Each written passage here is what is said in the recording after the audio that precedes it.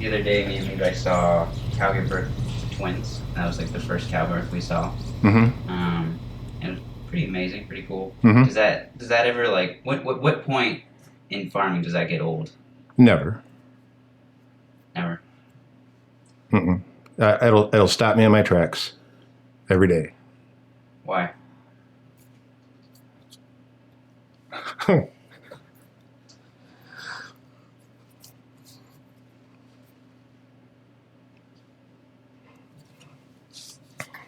Just does.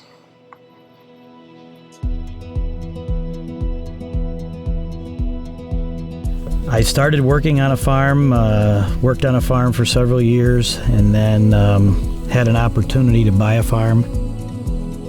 We started with 300 cows and a rented barn, no land. And today we farm 1,500 acres with 1,000 cows, and I thought if we could be successful running a dairy business, we could probably be successful running any business. My family has a 60-cow dairy farm in Delaware County, and so that makes me a fourth-generation farmer.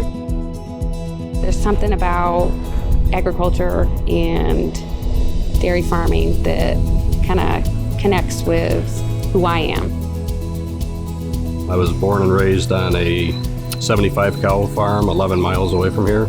I just enjoyed it so much that I decided to make that my life's work. My husband, Keith Chapin, is a partner at Walnut Ridge Dairy. One of the things that really drew me to him was his passion for farming. Every moment he just thought about how can I become my own dairy farmer. I grew up in dairy farming from a family farm. My grandfather, great-grandfather had purchased the farm that I grew up on in 1900. Came back and joined my father and grandfather after 1 year of college in 1976. So this is my year 40. So I grew up on a 60-cow dairy. So I spent, from about as soon as I could walk, I was out in the barn. At 12 years old, I was feeding calves. And I guess a big part of it just it's almost in your blood. Once you get it, once you do it, and once you find out that you really like it, it's tough to walk away from. It's one of those things that just sticks with you. The small working farmer earns his living on the land. He works the soil to feed and clothe this country, and he buys much of the nation's goods. 1/4 of the American people live by the land.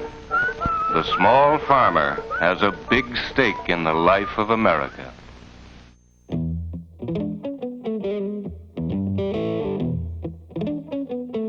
Well, I think there's a lot of misconceptions about large dairy farms that we don't care about our animals and we don't care about our land, and it's sad because it's quite obviously not true. There's very few people who have a really, really positive opinion of dairy farms or farming in general. We have a lot of people come through here for small tours, big tours, spontaneous tours, and I would say most people come out of here with a different opinion of farming, if not dairy farming, than what they had when they walked in. People probably have no idea what a farm really is today, and I don't think they realize how much technology is involved. I don't think they realize how much science is involved. I've got 1,500 acres of some of the best cropland in the state of New York, but it's only mine to manage for my career, 40 years or something. It's been here for centuries. It will be here for centuries. Some people still think we wear straw hats and chew on a piece of hay and have suspenders that wrapped around our shoulders, but those days really aren't around much anymore. I really think there's a good portion of the population now that doesn't even realize we exist, that they think milk comes from the store, but there are people and animals behind every ounce of it, I guarantee you. The consumer is so disconnected from what we are. They've got no idea what we're doing, and it's partially partially our fault, trying to convince them that we're not doing it bad. You know what?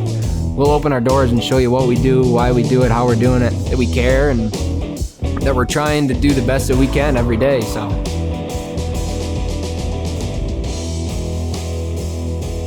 Majority of the milk is made is in this barn. So we have about 500 cows in what we call a 6-row barn. All the cows in here get milked 3 times a day. And then the other 3 pens are making 105 to 115 pounds per cow average. It's never boring. Do something different every day. You never really know. I guess that's half of the frustration and half of the enjoyment I get from this vocation is the fact that no 2 days are the same.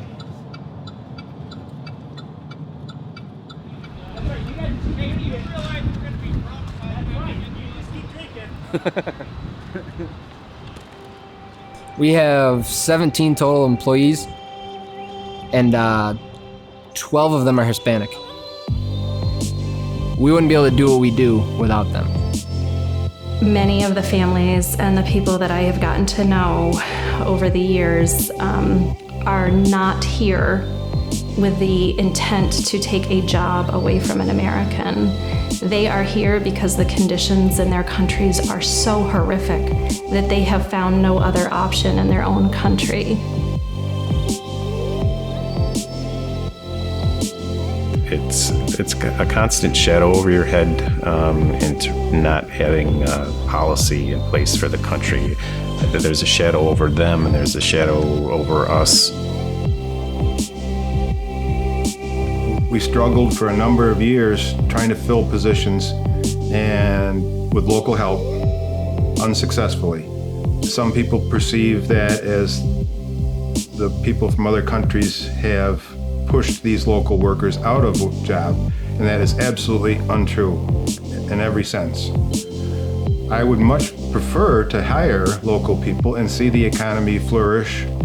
We just don't have that option today. It's hard to make a living on that small scale, So if you're a 60 cow dairy, you don't get a day off. There's not a day, you don't have an hour off, So the reason the scale changes so much is a lifestyle. It's more about trying to make a living, and a good living, not just survive. So I think you'll see, especially with low milk prices, smaller farms just can't stay in business. It's just not enough profitability there. At the core of it all is a group of people who care about animals and care about doing what's right. The price of milk when we started in the late 70s was about $13.50 per 100 pounds of milk. Same as today. And very similar to today, interestingly enough. This year and last year, it means that we are actually producing for a little less than what it costs us to produce it. Efficiency is the only way we beat that curve of, pricing to provide for the American consumer. The price with milk, it can range anywhere from, where you're making $4 or $5 per hundredweight over what you've got into it.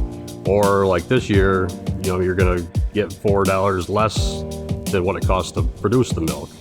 So we don't have any say in what the price is gonna be, we just have to take what we get. The financial end of things is really tough. We're a dairy farmer, first and foremost, but it is a business.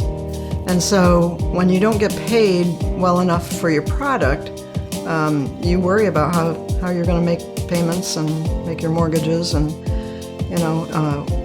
you go to bed at night saying, oh, I gotta call the bank tomorrow, I have to borrow more money just so I can make payroll. For many years, I worked off of the farm just to provide a stable income. And with farming, it's very unpredictable.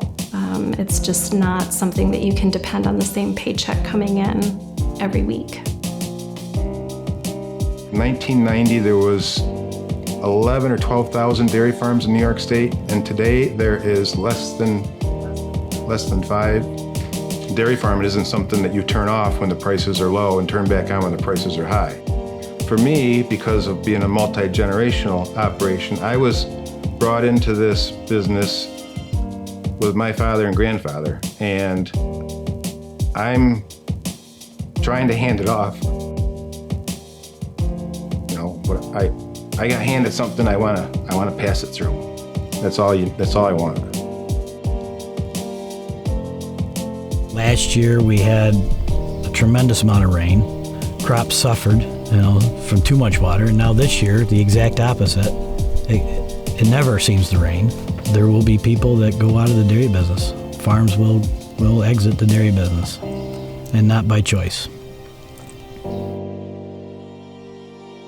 You just hope for the best. You do the best that you can do every single day, and just stay positive. And how is it going to affect our farm? I don't want to think about it. I could probably tell you reality, but I'm not gonna. It's just depressing if you think about it.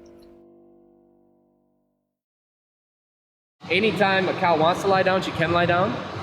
Or there's normally about 10% that's either up drinking or eating or whatever, being a cow. But then what it also provides is that right now you can see every stall, every headlock has a cow eating in it. So all of our cows can eat anytime they want to. They can eat or lie down. They can eat or lie down. That's kind of the concept. And there's a lot more floor space. So there's room for the cows to move, poop, pee, be cows basically. Cow comfort and taking care of the animals are top priority. It's basically, the cows are really supporting a lot of families right now. I mean, all of us that are out here doing this and every employee on the farm and their families are taken care of by the cow. So I think we stress cow comfort and cow care top notch. There's been a lot of research done on dairy cows that the more comfortable your cows are and the more naturally your cows behave, the more milk they make. I know for us, like if we see guys mistreating cows or treating cows incorrectly, there's not a 3 strikes and you're out. It's like you get 1 stern warning and a severe penalty. And if anything like it happens again, even, like you look at a cow wrong, you can be like, we don't have a tolerance for it. We're responsible for their well-being. So we're not gonna allow or tolerate any behavior that seems like that. When you talk to our cows, when you're trying to move them or you want to get them up or you want to work with them or whatever, you speak to them in terms of endearment, like honey, sweetheart, baby. You say those words with a certain tone in your voice and a certain inflection that is friendly and respectful. You walk in our barns and each group has access to automatic back rubber, so they go up to this brush and it brushes their back. They basically get a massage anytime they want. We have a responsibility for 8,500 animals here. And if every single one of them is not provided with the very, very, very best care that we can give her, we're not doing our jobs. I've had many days where my husband, he's a man of few words, will come home and he's really quiet and really down. And I've learned over the years to know that something has probably happened to a sick cow. They're just as important to us as our grandkids. There's just I don't know how you can be a dairy farmer and not feel that compassion and that love for these animals. If you don't, you're not a dairy farmer.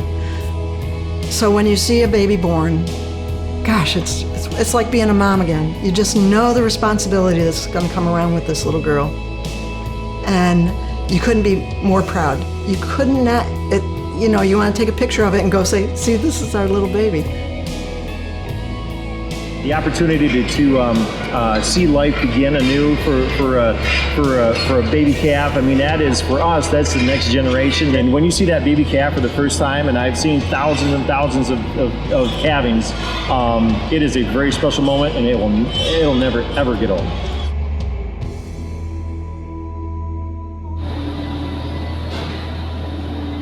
cows also kind of learn who we are and who the guys who work here are, and they know that you're not from here. They're all just looking at you guys because you're not normal. You know, you're normal, sorry, but you're not, normal in their world, right? So they're super aware of everything that's going on around them. We're just like everybody else. It's just we choose to work with animals rather than work in an office. I'd do it for room and board if it ever came to it. Even on the bad days, I still love it. I think in order to be a dairy farmer, in my opinion, you have to love it. If you don't have that drive and heart to want to do that, then I don't think you'll last in this business. You can't be in the dairy industry or a dairy farmer without loving it. It's not just the monetary reward, If you're doing it for money, you'd go be a banker.